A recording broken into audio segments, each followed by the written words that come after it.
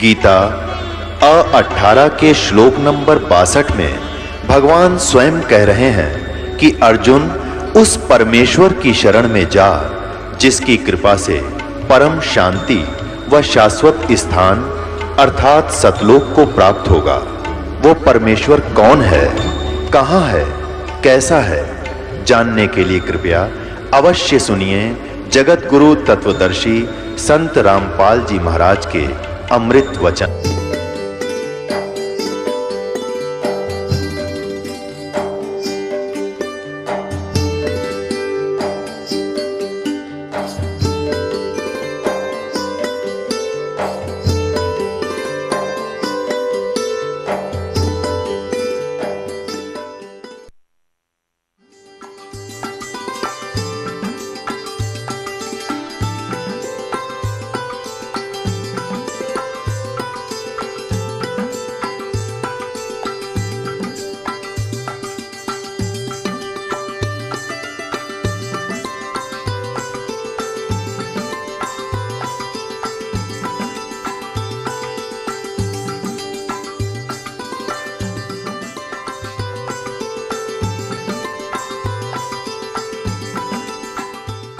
कि आर्य समाज स्वामी दयानंद और वेद परमात्मा को निराकार मानते हैं। अभी आपने सुने आर्य समाज प्रमुख के विचार और आइए अब जानते हैं जगत गुरु तत्वदर्शी संत रामपाल जी महाराज के विचार।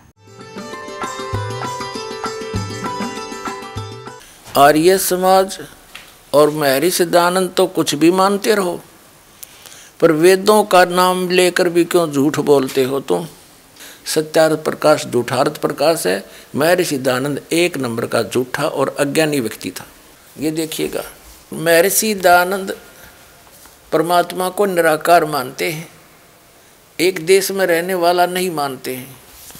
ये इनका सत्यार्थ प्रकाश ही आपको फिर दिखाते हैं। ये वही सत्यार्थ प्रकाश है।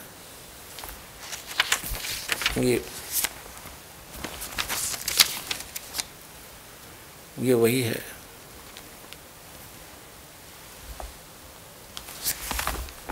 इसके 154 पृष्ठ पर 7वें समोल्लास में 154 पृष्ठ पर यहाँ देखना, किसी ने प्रश्न किया ईश्वर साकार है व निराकार। महर्षि दयानंद कहते हैं निराकार। ठीक, अब महर्षि दयानंद की तरफ से फाइनल हो गया कि परमात्मा निराकार है, वो मनुष्य जैसा नहीं है, वो किसी एक स्थान पर नहीं रहता। और सत्यार्थ प्रकाश इसका सत्यानाश प्रकाश है। और एक अर्थ की बात है, खुशी की बात है कि महर्षि दयानंद जी वेदों को सत्य मानते हैं और कहते हैं, लिखा है उन्होंने कि वेद में जो लिखा हमें स्वीकार्य है और वेद के विरुद्ध हम किसी की बात को नहीं मानेंगे। अब आपको फिर दिखाते हैं वेदों में परमात्मा कैसा है, देखिएगा। अब सत्यार्थ प्रकाश रख दिया, ऋग्वेद हमने फिर ले लिया। ये है ऋग्वेद, प्रकाशक हैं सार्वदेशी कार्य प्रतिनिधि सभा, महर्षि दयानंद भवन, रामलीला मैदान, नई दिल्ली से। ये अनुवादक हैं आर्य भाषा भाष्य। मुद्रक के Prince Offset Printers 1510 Pataudi house, Triyaganj, Nai Delhi से। ये तो हम पहले पढ़ चुके हैं। ऋग्वेद मंडल नंबर 9 82 के 1 में स्पष्ट हो चुका है कि सर्वोत्पादक प्रभु, प्रकाश स्वरूप, सद्गुणों की वृष्टि करने वाला, पापों के हरण करने वाला, वह राजा के समान है। 269 पे है ये और 270 पे। राजा के समान दर्शन ये है, देखने में राजा के समान मनुष्य दृश्य है। और वो पृथ्वी आदि लोक लोकांतरों के चारों ओर शब्दमान हो रहा है। वह वर्णीय पुरुष को जो दृढ़ भक्त है उसको पवित्र करता हुआ प्राप्त होता है। जिस प्रकार विद्युत सने वाले स्थानों को आधार बनाकर प्राप्त होता है। ठीक है। और वो उद्देश्य क्या लेकर आता है? ये ऋग्वेद मंडल नंबर 9 सूक्त 82 का मंत्र 2। हे परमात्मा, उपदेश करने की इच्छा से यानी सच्चा ज्ञान देने के उद्देश्य से आप महापुरुषों को प्राप्त होते हो और आप अत्यंत गतिशील पदार्थ के समान हमारे अध्यात्म यज्ञ को प्राप्त होते हो। आप कबीर देव हैं, कबीर साहब हैं, कबीर अल्लाह हैं, शुद्ध स्वरूप हैं। हमारे पापों को दूर करके हे सोम आप हमको सुख दें। अब इससे क्या सिद्ध हो गया कि परमात्मा बिजली जैसी गति से अति शीघ्र यहाँ आ जाता है। अगर सर्वव्यापक होता तो फिर गतिकरण की क्या आवश्यकता थी। अब फिर आते हम ऋग्वेद मंडल नंबर 9 सूक्त 86 के और मंत्र नंबर 26 में। यह हमने पढ़ लिया पहले आप जी ने। और यहाँ अब हम सिद्ध करते हैं कि परमात्मा एक स्थान पर रहता है। ऋग्वेद मंडल नंबर 9 सूक्त 86 का मंत्र 27, जो परमात्मा ध्यूलोक के तीसरे पृष्ठ पर विराजमान है वहाँ रहता है। यानी तीसरे पृष्ठ पर सतलोक के जो तीसरा पोर्शन है सबसे ऊपर वहाँ रहता है। और एक और दिखाते हैं इसी ऋग्वेद के, कति कंसेप्ट क्लियर हो जाएगा आपका। ये देखिएगा ऋग्वेद मंडल नंबर 9 सूक्त 54 चम्मन का और मंत्र नंबर 3। ये क्या लिखा है कि सूर्य के समान जगत प्रेरक यह परमात्मा सोम स्वभाव वाला और जगत प्रकाशक है और सब लोकों को पवित्र करता हुआ भुवनोपरि तिष्ठति संपूर्ण ब्रह्मांडों के ऊर्ध्व माने ऊपर भाग में वर्तमान है। इन्होंने वर्तमान लिख दिया, वहाँ लिखना था विराजमान है, वहाँ बैठा है। तिष्ठति माने बैठा है। भुवनोपरि भवनों के सबसे ऊपर, ऊर्ध्व माने ऊपर के भाग में विराजमान है, बैठा है, तिष्ठति। ठीक है, वहाँ बैठा है। सभी लोकों के ऊपरले हिस्से में बैठा है। ऊपर 4 लोक हैं, एक सतलोक, अलखलोक, अगमलोक और अकैलोक। उन चारों के ही ऐसे 4 रूप धारण करके परमात्मा उनके ऊपरले हिस्से में तीसरे विभाग में बैठा है। अब ये सिद्ध हो गया, एक तो ये सिद्ध हो गया कि परमात्मा नर आकार है, मनुष्य दृश्य है और वो कबीर देव है, एक स्थान पर रहता है। और दिखाते हैं आपको इसी ऋग्वेद मंडल नंबर 9 सूक्त नंबर 96 के मंत्र नंबर 16 से लेकर 20 तक एक विशेष निर्णायक ज्ञान है। उसमें क्या लिखा है, आप ही प्रश्न किया है, उसमें प्रश्न किया है। देखिएगा ऋग्वेद मंडल नंबर 9 सूक्त 96 है, 96 ए परमात्मन सर्वोपरि रहस्य श्रेष्ठ नाम, ये नाम है संस्कृत में। गुह्यम चारु नाम, चारु माने श्रेष्ठ कर दिया, गुह्यम माने सर्वोपरि यानी रहस्य गुप्त। नाम माने नाम लिखना था, जो तुम्हारा नाम है आप उसका ज्ञान कराएं। आपका जो वास्तविक ज्ञान है, गुप्त से गुप्त जो नाम है, आप उसका ज्ञान कराएं। अब वो बताइए कौन सा नाम आपका। अब ऋग्वेद मंडल नंबर 9 सूक्त नंबर 96 के मंत्र 17 में वो समस्या हल करी है। भगवान ने नाम बताया, उसका क्या नाम है देखिएगा, वेद ज्ञान दाता बता रहा है। अब ऋग्वेद मंडल 9 और सूक्त 96 है, 96 और इसका मंत्र 16 हमने पढ़ लिया। आपका नाम बताएं, आपका जो श्रेष्ठ नाम है, यो नाम को नाम में लिखना था, उसका ज्ञान कराएं। यहाँ देखिए अब ये 17 नंबर मंत्र है। इसमें शिशुम जगानम हरंती मदंती सुबंती वहीन मरुतो गणेन कबीर गिरभी काव्यन्या कवि संत सोम पवित्रति रेभन। इसमें ये शिशु शब्द आ गया। अब ये शिशु शब्द यहाँ कैसे है, इसका परमात्मा ने कहा था कि वेद मेरा भेद है और मैं ना वेदन के माही और जौन वेद से मैं मिलूं, ये वेद जानते नहीं। अब यहाँ है कि शिशु रूप धारण करके जब वो परमात्मा प्रकट होता है 3 स्थिति से हमारी संभाल करता है। एक स्थिति में परमात्मा ध्रुवलोक के तीसरे पृष्ठ पर एक राजा के समान सिंहासन के ऊपर विराजमान है। उसके शरीर से करोड़ सूर्य मिला दे, करोड़ चंद्रमा, एक रोमकूप में इतना प्रकाश है।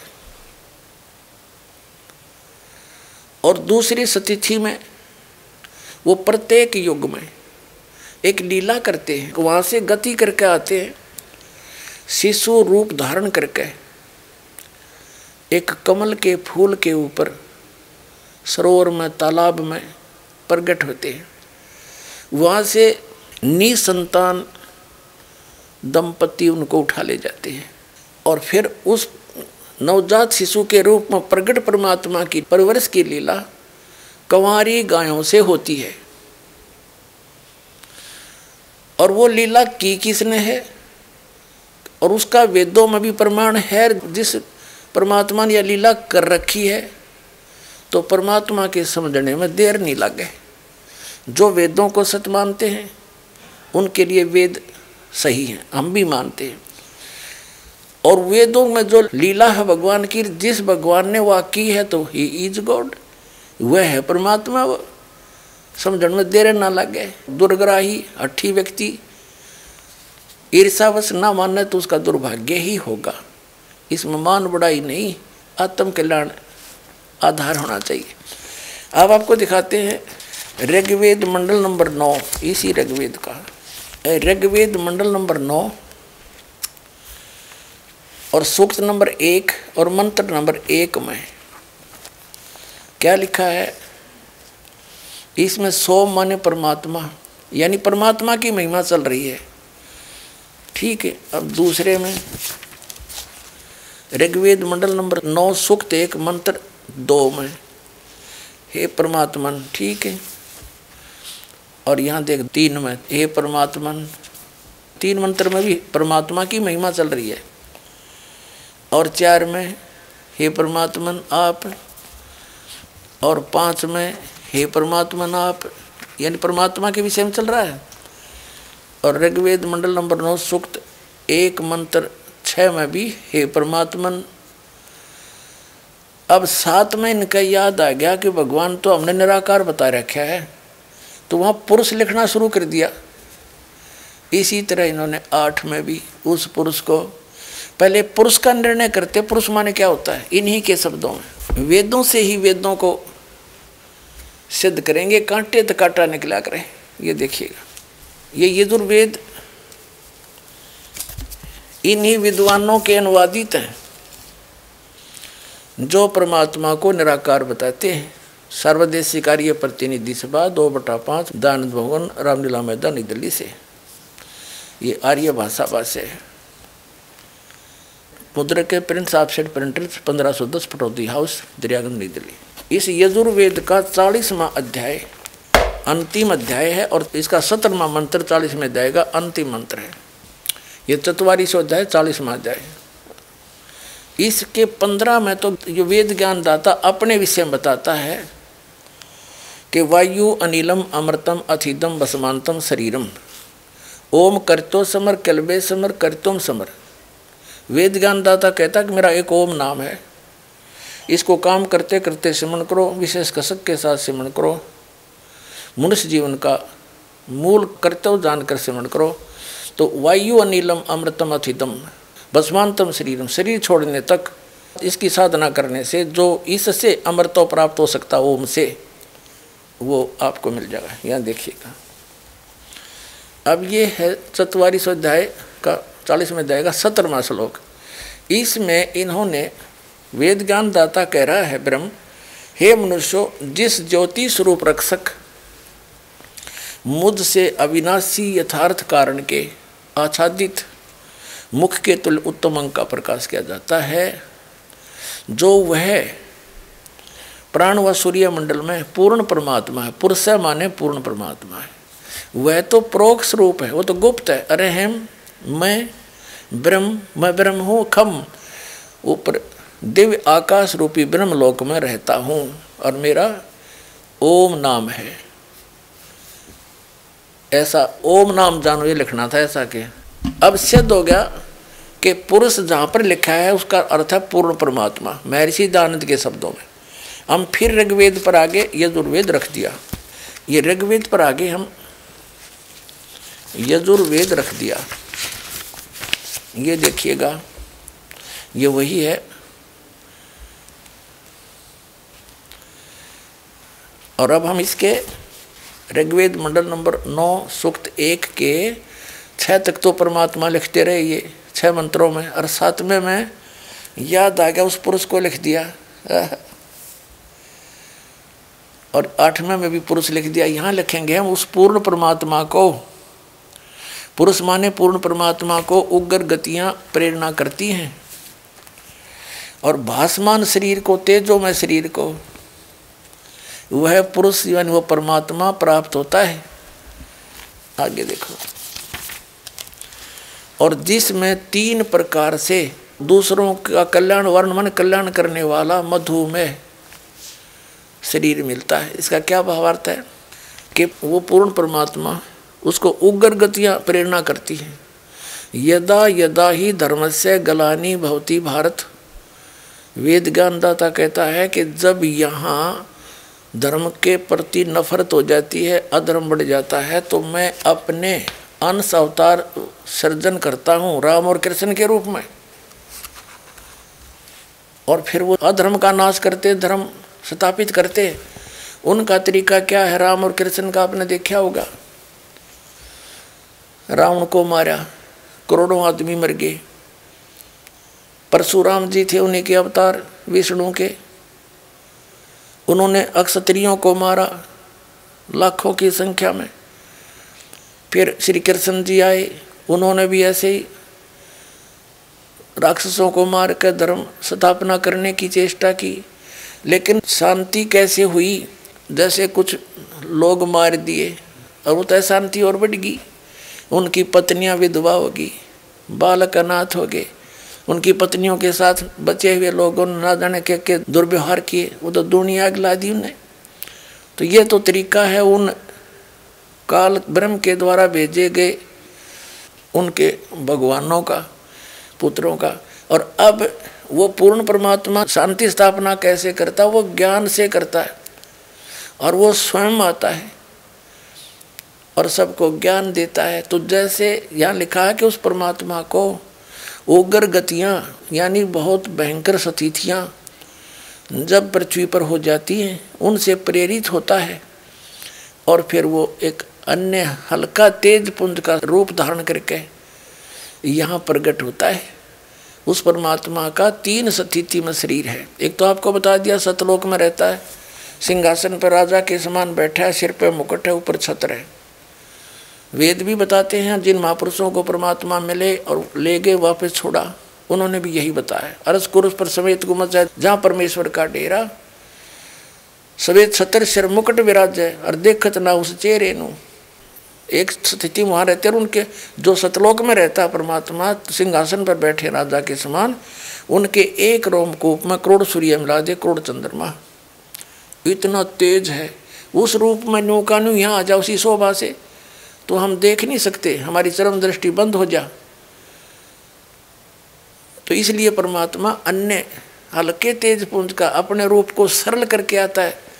ऋग्वेद मंडल नंबर 9 सूक्त 86 के मंत्र 26 में आपने देखा कि अपने रूप को सरल करता हुआ हल्के तेज पुंज का करके आता। जैसे एक कमरे में 4-5 टाइप की ट्यूब लाग रही हो, 1000 की, एक 500 की, एक 100 की, और एक 10 वाट की या 0 की। जब फुल रोशनी होती है तो सभी जगा ले, उनकी आवश्यकता हो, और सबको बंद करके 0 का बल्ब ऑन रख लिया, पर्याप्त प्रकाश है उसमें, उसको उसकी आवश्यकता उतनी है तो उतना ही रहेगा। ऐसे ही परमात्मा अपने शरीर के नूर को हल्का कर लेता है, कम कर लेता है, फिर वहाँ से चलकर आता है। अब दूसरी स्थिति आपको बता दी कि नवजात शिशु के रूप में कमल के फूल पर प्रत्येक युग में एक लीला करता है ऐसी, और सरोवर में कमल के फूल पर आता है, जिस कारण से जल के ऊपर विराजमान होने के कारण परमात्मा नारायण कहलाता है। नार माने जल, उसके ऊपर आकर विराजमान होने के कारण वो परमात्मा नारायण कहलाता है। और वहाँ से निसंतान दंपति उन्हें उठा ले जाते हैं। और तीसरी स्थिति में परमात्मा जब चाहे अन्य एक साधु ऋषि का रूप बनाकर, महात्मा का रूप बनाकर कहीं प्रकट हो जाता है और अच्छी आत्माओं को मिलते हैं। उनको फिर ज्ञान देते हैं, अध्यात्म ज्ञान से परिचित कराते हैं। अब दूसरी प्रकार के शरीर में वो परमात्मा शिशु रूप धारण करके आता है, दूसरी प्रकार की लीला करता हुआ। तो उसका प्रकरण देखिएगा। जब वो परमात्मा शिशु रूप धारण करके आता है और उसको निसंतान दंपति कमल के फूल से उठा ले जाते हैं, तो उनकी परवरिश की लीला कंवारी गायों द्वारा होती है। वो पूर्ण परमात्मा होता है जो ऐसी लीला करता है, ये वेद बताते हैं। देखिएगा, ऋग्वेद मंडल नंबर 9 सूक्त 1 का अब मंत्र नंबर हम 8 पढ़ चुके हैं, अब 9वां पढ़ेंगे। इमम माने उस सोम स्वभाव वाले श्रद्धालु पुरुष को, इन्होंने यहाँ सोम माने उस परमात्मा को, ये अपने कर कमलों से लिख रहे हैं।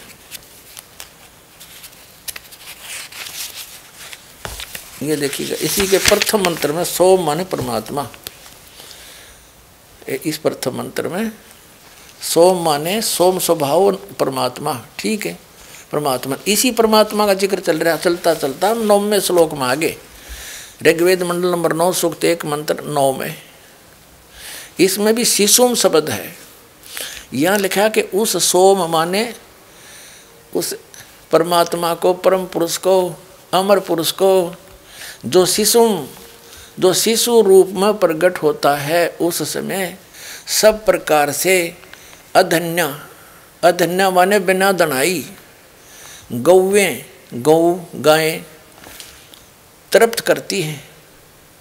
अब अधन्या का अर्थ होता है, जैसे हमारे लोकल क्षेत्र में हरियाणा में जो गाय नए दूध ना हुई है, उसने ये कहते हैं ये बिना दनाई है। अधन्या बिना धनाई यानी जिसको बैल ने टच ना किया हो, जो गर्भवती ना हो। और अभिअधन्या जिसको बैल ने कभी टच ही ना किया हो, कंवारी। अभिअधन्या धेनवय यानी कंवारी गायों के द्वारा, गौओं के द्वारा उस शिशु रूप में प्रकट परमात्मा के परवरिश की लीला होती है। इसका ये अर्थ है। फिर देख लीजिए, ऋग्वेद मंडल नंबर 9 सूक्त 1 मंत्र 9 हम पढ़ रहे हैं। उस सोम माने अमर पुरुष को, सोम स्वभाव वाले पुरुष, श्रद्धालु पुरुष को, अमर पुरुष को, जो शिशु रूप में प्रकट होता है, सभी प्रकार से अभिअधन्या यानी जिनको बैल ने कभी टच नहीं किया, गौवें, उन गौवें द्वारा वो गौवें तृप्त करती हैं, उससे उनकी परवरिश की लीला होती है। जो वेदों में लिखा है, वर्णन है वो परमात्मा की महिमा, और ऐसी लीला जिसने की हो तो कौन है परमात्मा? वही है परमात्मा। अब दिखाते हैं 600 वर्ष पहले उस कबीर देव ने, कबीर साहब ने, जिसको दानक जुलाहा कहा करते थे, उसने ये लीला की है, वो भगवान है। दिखाते हैं उनकी जीवनी में 600 वर्ष पहले जो लीला की थी, वो आदरणीय धर्मदास साहिब जी ने लिपिबद्ध कर रखी है। देखिएगा, ये है पवित्र कबीर सागर, जिसमें परमात्मा की लीला वर्णन है। जब कबीर साहब आए थे, संपूर्ण 11 भाग, खेमरा श्री कृष्णदास प्रकाशन, बम्बई। कबीर सागर संपूर्ण भाग, ये वही। इसके कौन है संशोधक? कबीर पंथी ही इसके संशोधक हैं। कबीर पंथी भारत पथिक स्वामी युगलानंद बिहारी द्वारा परिष्कृत, ये इसके मुद्रक एवं प्रकाशक हैं। खेमरा श्री कृष्णदास अध्यक्ष, श्री वेंकटेश्वर परेश, खेमरा श्री कृष्ण मार्ग, कृष्णदास मार्ग, मुंबई। इसका थोड़ा सा मौखिक सुनाता हूँ, उसके बाद आपके बहुत आसानी से समझ में आ जाएगा। परमात्मा 600 वर्ष पहले इस कलयुग में सन 1398 संवत 1455 ज्येष्ठ सुदी पूर्णमासी को सचखंड से, सतलोक से चलकर आए थे। ब्रह्म मुहूर्त में अरे कमल के फूल पर शिशु रूप धारण करके विराजमान हुए थे। उनके प्रत्यक्ष दृष्टा एक अष्टानंद नाम के ऋषि थे, जो उसी सरोवर पर प्रतिदिन स्नान करके आते थे। गर्मियों का मौसम था और वहीं पर बैठकर अपनी साधना को उस समय अपने गुरु द्वारा प्राप्त साधना को किया करते थे। वो ऐसा करने में व्यस्त थे, ट्राई कर रहे थे। उसी समय ब्रह्म मुहूर्त यानी सूर्योदय होने से लगभग 1.5 घंटा पूर्व आकाश से एक प्रकाश का गोला सा आया। अष्टानंद जी ने देखा कि इतना तेज प्रकाश कैसे आ रहा है इतनी गति से।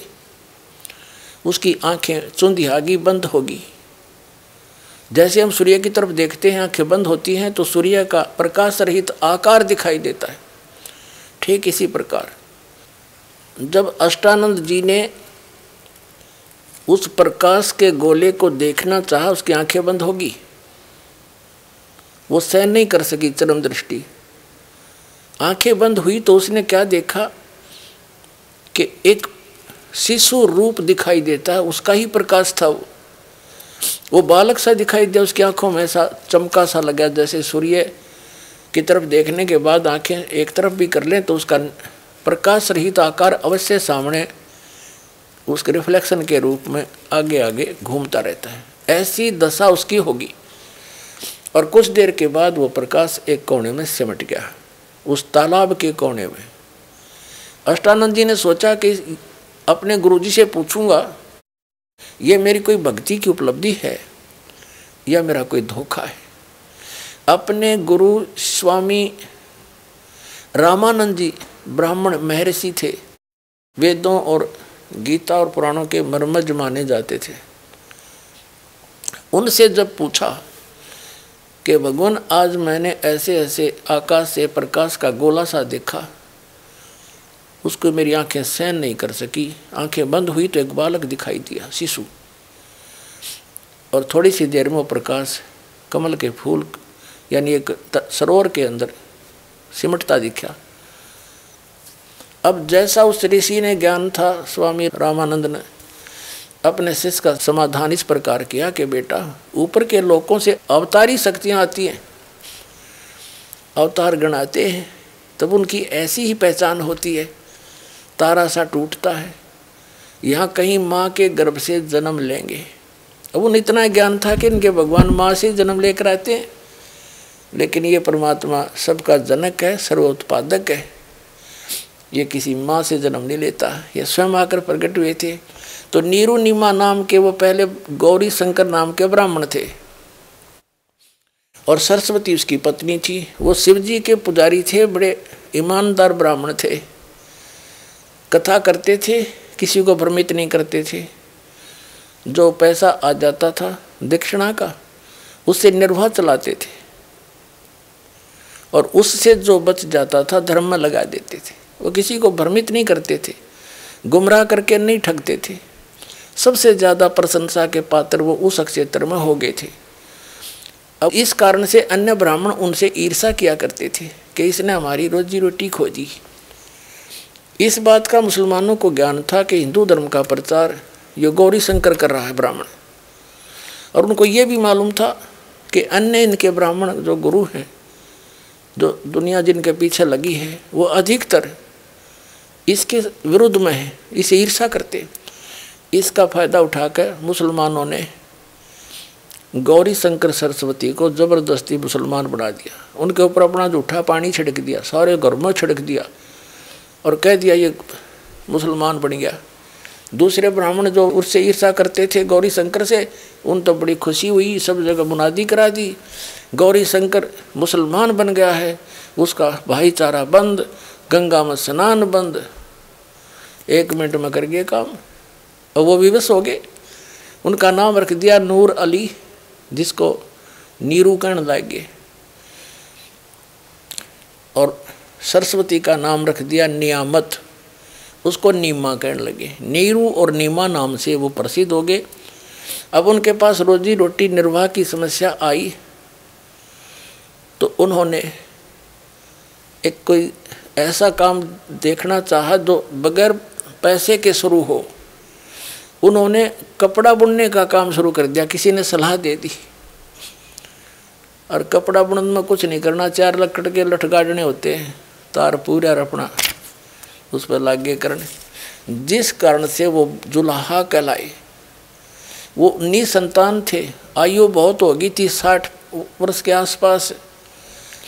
उनका गंगा में स्नान करना बंद करा दिया था, तो वो उस लहर तारा तालाब में स्नान करने जाया करते जहाँ परमात्मा आकर विराजमान हुए थे कमल के फूल पे।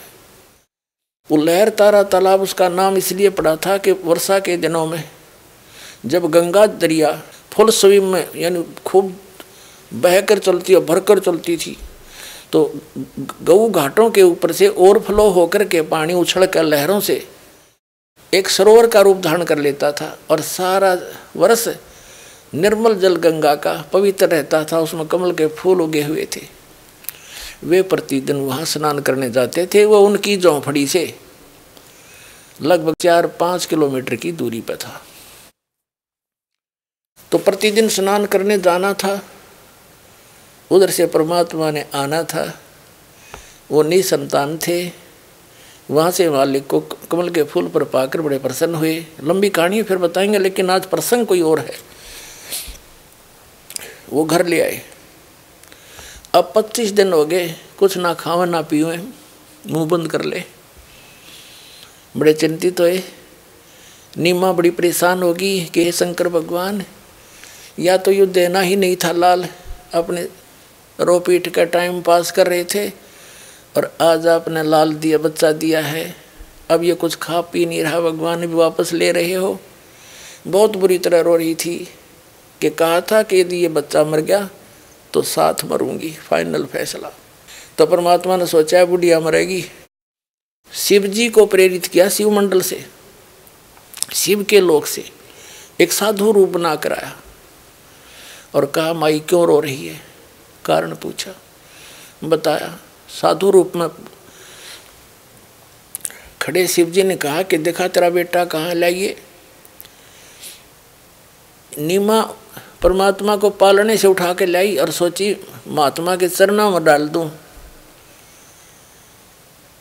बच्चे की जान बख्श दे। जो ही चरणों में डालना चाहा, बच्चा आकाश में उड़ गया और उस साधु शिव जी के सिर के समान हवा में खड़ा हो गया, से ठहर गए। अब शिव जी समझ गए कि माई ये तो बहुत सिद्धि वाला बालक है। ऐसे हाथ किया शिव जी ने उसके हाथों में आगे, और 7 बार चर्चा करी दोनों ने।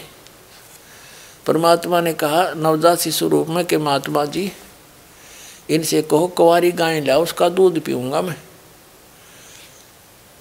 अब नीमा से कहा शिव जी ने कि तेरे पति को बुला और एक कुंवारी गाय लाओ और कोरा बर्तन लाओ को मार के, तो एक छोटा सा मटका। ऐसा ही किया गया। फिर बोले भगवान 25 दिन की लीला में आयु में कि महात्मा जी आप इसके ऊपर थपकी लगा दो बछिया के कमर पे, तब यह दूध देगी। शिव जी ने थपिया लगाई, थपकी लगाई, लंबे लंबे सतन हो गए। पात्र वो नीचे रखा हुआ था कोरा, वो चल पड़ा, दूध अपने आप ने खूब जोर से धार बंध गई और पात्र भरते रुक गया। वह गाय फिर डेली दूध देने लगेगी, कुंवारी गाय।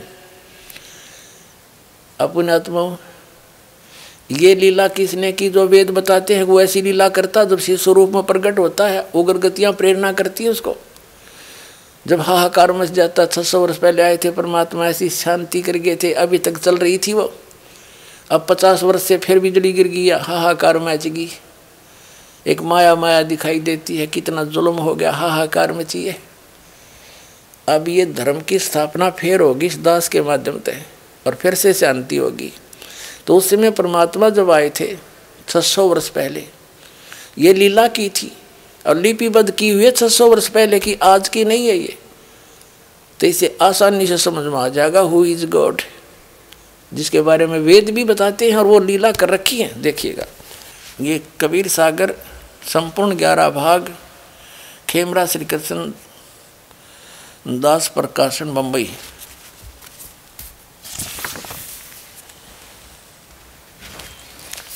और इसके कौन है ये संशोधक? कबीर पंथी भारत पथिक स्वामी युगलानंद विहारी द्वारा पुरस्कृत। मुद्रक एवं प्रकाशक खेमराज श्री कृष्णदास, अध्यक्ष श्री वेंकटेश्वर प्रेस, खेमराज श्री कृष्णदास मार्ग, मुंबई से। इसमें एक ज्ञान सागर नाम का चैप्टर है। इसके 74 पृष्ठ पर सुन जुल्हा मन भयो आनंदा, जिमी चकोर पायो निशी चंदा, और ले सुत चले हर्ष मन कीन्या, उस लड़के को उठाकर वहां से चल पड़े।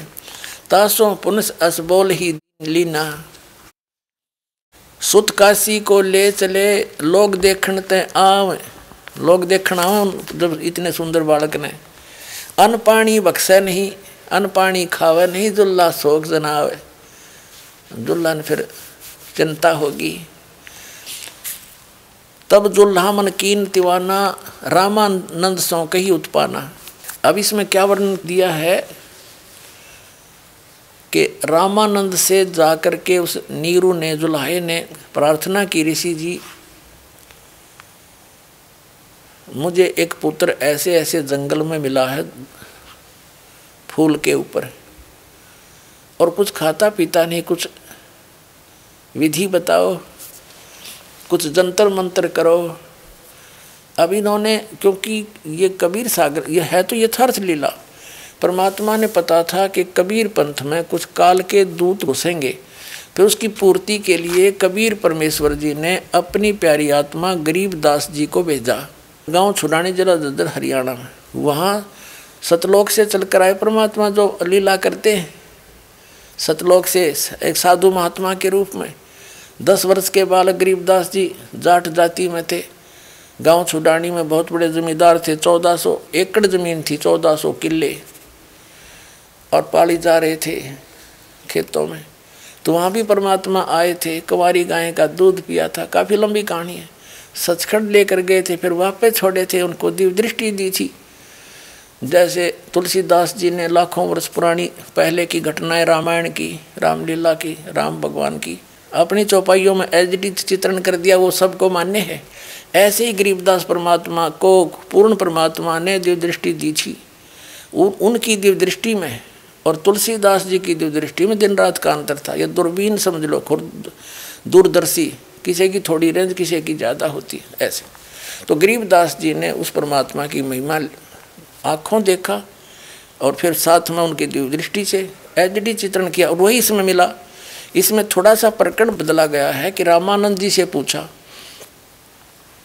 वो तो शिव जी आए थे साधु रूप बना के, क्योंकि उसके पुजारी थे। गरीबदास जी ने स्पष्ट किया हुआ है, शिव उतरे शिव मंडल से अवगत बतन विनोद, और लिया ईश को गोद। कहते हैं अनब्यावर को दूहत है, दूध दिया तत्काल, कंवारी को दूहत है, दूध दिया तत्काल, और पीवे बालक ब्रह्म गति, तांसी भय दयाल।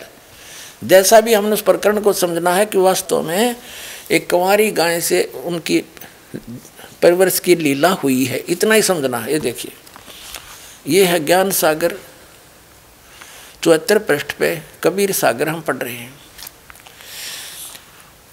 कहते हैं तब जुल्हा मन कीन तिवाना, रामानंद सो कही उत्पाना। मैं सुत पायो बड़ा गुणवंता, कारण कौन बखे नहीं संता। हे महात्मा जी, क्या कारण है, वो कुछ खाता नहीं।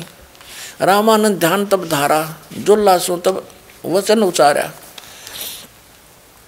रामानंद जी कहते हैं तू पूर्व जन्म में ब्राह्मण था, ब्राह्मण जाति, और हरि सेवा की निभली भांति भगवान की पूजा करता था, और तेरे कोई चूक होगी उस भक्ति में, तो कुछ सेवा हर की चूका, ताते भयो चूल्हा का रूपा, इसलिए तो जुल्हा बन गया। और प्रीति प्रभु गए तुरलीनी, तेरी उस प्रीत को परमात्मा ने स्वीकार कर लिया, और ताते उद्यान में सुत तो दीना, इसलिए तेरे को जंगल में एक पुत्र दिया है। अब नीरू कहे मैंने दिशा कराया उसा पा गया, पर मेरा बालक भूखा मरे है। हे प्रभु जस की नो तस पायो, आरत हो तो दर्शन आयो, संकट निवारण के लिए मैं तेरे पास आया हूँ। सो कहिए उपाय गोसाई, बालक अक्षुदावंत कुछ खाई। ऐसा उपाय बताइए गोसाई स्वामी जी कि भूखा बालक कुछ खा ले। रामानंद अस युक्ति उचारा, तुम सुत कोई ज्ञानी अवतारा, तेरा बेटा कोई विद्वान पुरुष है, और बचिया जाही बैल नहीं लागा, सो ले ठाड करते ही आगा। जिस बछिया को बैल ने टच नहीं कराया हो यानी कंवारी, और उसको ला करके वहाँ खड़ा कर दे। दूध चले ते छनत दूध इधरों छिपाए, अक्सुदावंत जब हो ताको देखवाए। वो दूध निकलेगा उस कंवारी गाय के थनों से, उस दूध को छुपा कर रख दियो और फिर वो भूखा हो जब पिला दियो। जुल्हा एक बछिया ले आवा, कंवारी बछिया, और चलो दूध कोई मरम न पावा। चलो दूध जुल्हा हरसाना, राख छिपाए कहो नहीं जाना। दूध, अब देखो, दूध तब पीवत नाम कबीरा, खिलत संत संग मत धीरा। अब यहाँ इन्होंने, क्योंकि सच्चाई छुपा नहीं करती, इन्होंने विचलित होकर कह दिया, जैसे किसी ने टोक दिया होगा भाई वो दूध कौन आया था, ऐसा जो नीरू ने बताया, तुमने देखा, तो विचलित हो गए कबीरपंथी, उन्होंने रामानंद का नाम ले दिया। जैसे भी घटना या नौकी नो घटी है, वो दूत कौन था फिर? वो गुप्त आए थे भगवान शिव जी, गरीबदास जी ने अपनी अमृतवाणी में स्पष्ट किया हुआ है। तो हमने सिर्फ इतना देखना था कि वो परमात्मा शिशु रूप धारण करके आए, कमल के फूल पर विराजमान हुए, नीरू निमा नाम के जुल्हा उठा ले गए। उनके परवरिश की लीला बालकपन में कुंवारी गाय से हुई, और ये हमारे वेद बताते हैं। तो वो जब आता है ऊपर के लोक में रहता है, वहाँ से गति करके आता है, और फिर उस शिशु रूप में प्रगट परमात्मा की परवरिश की लीला कुंवारी गाय से होती है। अब फिर देखिएगा ऋग्वेद मंडल नंबर 9 सूक्त नंबर 1 मंत्र 9 में। अब हमने ऋग्वेद उठा लिया, ये सर्वदेशी कार्य प्रतिनिधि सभा महर्षि दान भवन रामला मैदान नई दिल्ली से छुपी है। ये उनका अनुवाद करता है, ये उनके मुद्रक हैं। अब देखिएगा, अब हम ऋग्वेद मंडल नंबर 9 सूक्त 1 के मंत्र नंबर 9 को ही पढ़ेंगे ओनली। मंडल 9 सूक्त 1 और मंत्र 9, ये देखिएगा। उस सोम स्वभाव वाले पुरुष को, उस अमर परमात्मा को, जो शिशु रूप में प्रकट होता है, सब प्रकार से निये गौवें अभी अधन्या बिना दणाई पूर्ण रूपेण, पूर्ण रूप सब प्रकार से यानी कंवारी गौवें द्वारा तृप्त करती है, उसको गौवें तृप्त करती हैं। उस शिशु रूप में प्रकट परमात्मा को सब प्रकार से यानी पूर्ण रूप से कंवारी अनटच्ड नवरा ऐन सिनिय क्या होता बता गौवे सब प्रकार से बिना दनाई यानी कंप्लीट जिन अनटच्ड कुंवारी गौवों के द्वारा वो तृप्त करती हैं गौवें उसको। अच्छा हो गया सिद्ध। अब हम फिर आते हैं ऋग्वेद मंडल नंबर 9 सूक्त नंबर 96 के 96 के मंत्र 16 से लेकर 20 तक। उसमें क्योंकि शिशु शब्द आया था इसलिए ये प्रकरण देना पड़ा कि वहाँ शिशु का क्या अर्थ हुआ। वो भगवान परमात्मा जब आते हैं लीला करते हैं दूसरे टाइप की, एक शिशु रूप धारण करके धीरे धीरे बड़े होते हैं, तो उस समय वो अपने ज्ञान को उच्चारण करते हैं लोकोक्तियों के माध्यम से, कविताओं से, दोहावलियों के माध्यम से, शब्दों के माध्यम से, जैसे कवि बोला करते हैं। वो कबीर देव होता है और एक प्रसिद्ध कवियों में से भी एक उसको प्रसिद्ध पदवी प्राप्त होती है, लेकिन वो होता है भगवान। वो ऋषि रूप में और संत रूप में प्रकट होता है, भी प्रकट होता है, ऐसे लीलाएं करता है, शिशु रूप में भी प्रकट होता है। अब फिर आते हैं हम ऋग्वेद मंडल नंबर 9, ऋग्वेद मंडल नंबर 9 सूक्त नंबर 96 96 के मंत्र 16 में तो हमने पढ़ लिया था कि हे परमात्मन सर्वोपरि रहस्य यानी गुप्त अति गुप्त श्रेष्ठ जो आपका नाम, जो तुम्हारी संज्ञा है, जो तुम्हारा नाम है, असली नाम गुप्त, उसका ज्ञान कराएं। यहाँ कराया हो ज्ञान 17वें में। यहाँ शिशु रूप है, शिशुम जगानम हरियंतम व्रजंती शुभंती वहीन मृत गणेन कबीर गिरभी कावेना कबीर। इन्होंने यहाँ थोड़ी घुसपैठ कर रखी, दूसरे कबीर का अर्थ नहीं कर रखा। संत सोम पवित्र अत्यति रेभन, इन्होंने क्या अर्थ किया है कि शिशुम शिष्यति सूक्ष्म करोति प्रलय काले जगत जगदिति शिशु पर परमात्मा, उस परमात्मा को यहाँ कहना था जो शिशु रूप में प्रकट होता है, वो परमात्मा को जो सदा प्रकट है। जगानम माने प्रकट होता है, शिशु रूप धारण कर, शिशुम जगानम, शिशु रूप धारण बालक रूप धारण करके प्रकट होता है, यहाँ आता है। जो अत्यंत कमनीय है उसको उपासक लोग बुद्धि विषय करते हैं, स्तुतियों द्वारा उसका गुणगान करते हैं। विद्वान लोग उस गतिशील परमात्मा का, अब देखियो अगर वो परमात्मा सर्वव्यापक था तो गतिशील के हो गया, फिर उसका वो कैसे हुआ गतिशील? गतिशील माने वहाँ से चलकर आने वाला परमात्मा का वर्णन गणनों द्वारा करते हैं। इसका अर्थ है कवि लोग, गिरभी माने वाणी द्वारा, यहाँ गड़बड़ी कर दी इन्होंने, ये है कबीर गिरभी। इसका अर्थ किया इन्होंने कवि लोग वाणी द्वारा, यहाँ लिखना था कबीर वाणी द्वारा, कबीर, ये कबीर वाणी द्वारा लिखना था कबीर, इसमें कोई कुछ नहीं करना चाहिए था। कबीर गिरभी कबीर वाणी द्वारा, कौन? वो कबीर कावेना, कावेना माने कवि तव से, कवि तव से यानी कावेन, कावेन माने कवि तव से, यानी कवि तब जैसे कवि बोला करते हैं लोकोक्तियों के माध्यम से और दोहों के माध्यम से, साखियों के माध्यम से, शब्दों के माध्यम से वो अपनी महिमा का वर्णन आप ही करते हैं। यही श्रीमद् भगवत गीता अध्याय नंबर 4 के श्लोक नंबर 32 में कहा है कि अर्जुन यज्ञों यानी धार्मिक अनुष्ठानों की जानकारी ब्रह्मण मुखे सच्चिदानंद घन ब्रह्म के द्वारा अपने मुख कमल से बोलेगी अमृतवाणी में विस्तार के साथ कहे गए हैं। वो असली तत्व ज्ञान है। चौथे अध्याय के 34वें श्लोक में कहा कि उस तत्व ज्ञान को तू तत्वदर्शी संतों के पास जाकर समझ, उनको दंडवत प्रणाम करने से, कपट छोड़कर प्रसन्न करने से वो तत्वदर्शी संत तुझे तत्व ज्ञान का उपदेश करेंगे। तो यहाँ वही है कि वो परमात्मा कविताओं से, अपने मुख कमल से बोल बोल कर कविताओं के माध्यम से बोलता फिरता है, जिस कारण से वो एक प्रसिद्ध कवि की भी उपाधि प्राप्त कर लेता है। लेकिन वो होता है भगवान जो संत रूप में आता है, वो कबीर देव नाम है उसका। ये देखिएगा यहाँ आगे हम, ये है कबीर गिरभी कावेना कबीर संत सोम। वो परमात्मा भगवान होता है, वो कबीर नाम है उसका। और कबीर गिरभी, इस कबीर का दूसरे कबीर का इन्हें कित वर्णन नहीं कर रखा।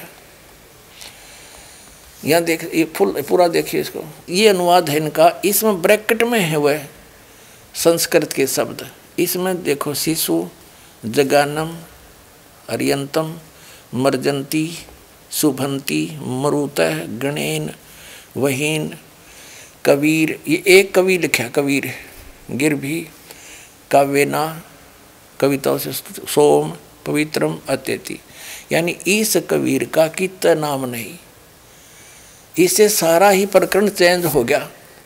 ईबदास बताओगे इसका क्या अर्थ है कि वो शिशु रूप में जो प्रकट होता है, आता है जानबूझकर विशेष सुनियोजित योजना अनुसार, तो वो परमात्मा शिशु रूप में प्रकट होता है, धीरे धीरे फिर बड़ा होता है। छोटी ही उम्र में यानी 5 साल की आयु में परमात्मा ने 104 साल के महर्षि श्री स्वामी रामानंद ब्राह्मण, जो महाविद्वान माने जाते थे उस समय, 1400 ऋषि से प्रचारक बना रखे थे, उसके छक्के छुड़ा दिए थे परमात्मा ने छोटी उम्र में। ये ज्ञान बोला था और फिर सचखंड दिखाया कि मैं यहाँ रहता हूँ रामानंद, मैं परमात्मा हूँ। जब रामानंद जी ने भगवान को ऊपर भी देखा और नीचे भी वही देखा, तब कहा था बोलत रामानंद जी सुनो कबीर करतार, कह रामानंद